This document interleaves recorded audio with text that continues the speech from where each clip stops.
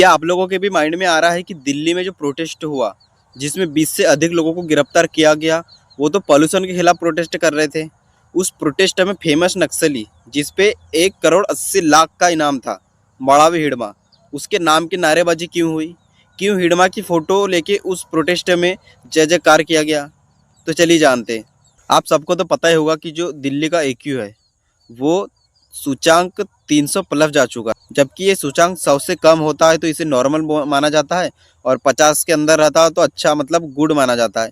इसका सीधा सा मतलब है कि दिल्ली की जो अब हवा है, वो श्वास लेने लायक रही नहीं। मतलब वो अब प्रदूषित हो चुकी पूरी तरह से। तो वहाँ श्वास लेने के लिए भी ऑक्सीजन खरीदने की आवश्यकता हो रही है अब लोगों को।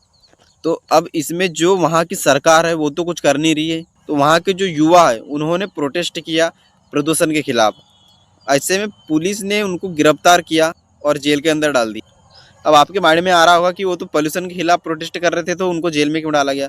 तो चलिए जानते हैं। इसका पहला कारण ये है कि उनके प्रोटेस्ट करने की जो जगह थी वो जगह सही नहीं थी।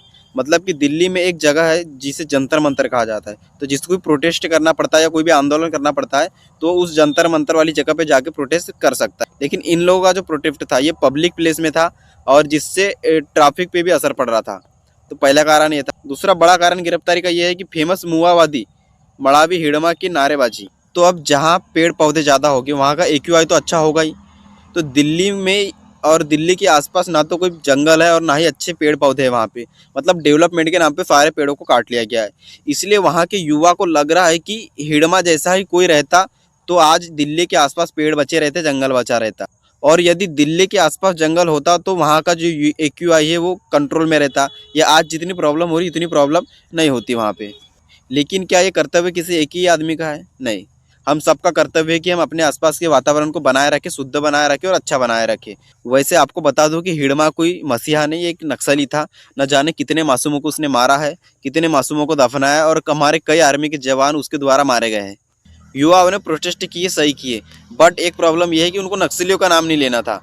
अब क्या हुआ, क्योंकि पुलिस को ऐसा लगा कि यहाँ नक्सलवाद को बढ़ावा देने का कार्य किया जा रहा है, या नक्सलवाद को बढ़ावा देने की कोशिश की जा रही है। और आपको क्या लगता है कमेंट करके ज़रूर बताएं।